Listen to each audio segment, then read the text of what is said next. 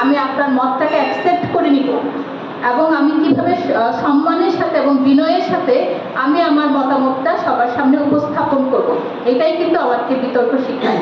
বিতর্ক আমাদেরকে আরো কিছু জিনিস শিখায়, সেটা হচ্ছে বিতর্ক আমাদেরকে চিন্তা করতে শেখায়। আমি যখন একটা যুক্তি আপনাদের সামনে তুলে ধরবো, সেই যুক্তিটা প্রদর্শনের জন্য আমাকে প্রথমে কি করতে হবে, আমাকে চিন্তা করতে হবে।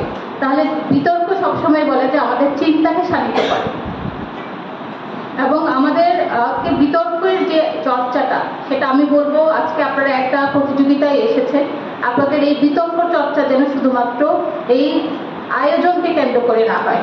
আমি আমাদের প্রধান শিক্ষক যারা আছেন ওনাদেরকে আমি অনুরোধ করব, আপনারা আপনাদের প্রত্যেক স্কুলে যেন একটা ডিবেট টিম থাকে এবং হচ্ছে আপনাদের ডিবেটিং যে ক্লাবটা সেটা যেন অ্যাক্টিভ হয়, ফাংশনাল হয়। কারণ ভবিষ্যতের জন্য একজন সুনাগরিক হতে হলে এই বিতর্ক চর্চার কোনো বিকল্প নেই।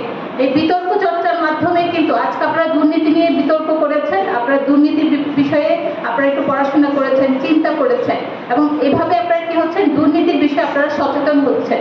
তো দুর্নীতি কিন্তু আমাদের সমসাময়িক বিতর্ক আমাদেরকে সমসাময়িক বিষয়গুলো নিয়ে আমাদেরকে সচেতন করে। এখন এভাবেই আমরা কিন্তু একজন দেশের সুনাগরিক হিসেবে, সচেতন নাগরিক হিসেবে আমরা বড় হতে পারবো।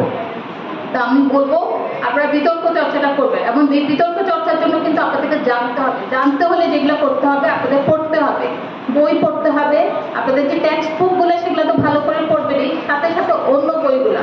এখন হয়ে গেছে কি সবার কাছে তো মোবাইল আছে এবং ইন্টারনেট আছে। আমাদের সময়ে কিন্তু এরকম ইন্টারনেট ছিল না, আমাদের বিনোদন মানেই ছিল বই পড়া। তো আপনাদের বিনোদনের মাধ্যম যেন বই পড়া হয়। আপনারা যদি বই পড়াটা চালিয়ে যেতে পারেন, মোবাইলের এই টিকটক ইউটিউব থেকে যতটা আপনারা দূরে রাখতে পারবেন, আপনারা যদি বিতর্ক চর্চা করতে পারেন, সুস্থ সংস্কৃতির চর্চা যদি আপনারা চালিয়ে যেতে পারেন তাহলে আমি আশা করব এই বাংলাদেশ আসলে বদলে যাবে। যে বদলে যাওয়ার স্বপ্ন নিয়ে 5ই আগস্ট আমাদের সরকার পরিবর্তন হয়েছে বা বৈষম্য বিরোধী ছাত্ররা আন্দোলন করেছে, সেই আন্দোলনের রেজাল্টটা কিন্তু একদিনে আসবে না। তখনই আসবে যখন আপনারা বদলে যাবেন, আপনারা যখন সুনাগরিক হবেন, আপনারা যখন সচেতন নাগরিক হবেন। তখন এই দেশে কিন্তু কোনো দপ্তর, কোনো কর্মকর্তা কেউ কিন্তু দুর্নীতি করতে পারবে না। আপনারাই তো একদিন আমাদের চেয়ারে বসবেন, তাই না?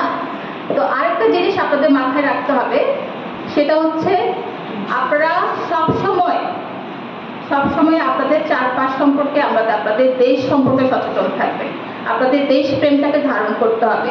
সবসময় সবকিছু যেন শুধুমাত্র আমরা করার জন্য না করি, বলার জন্য না করি, সেটাকে যেন আমরা ধারণ করি।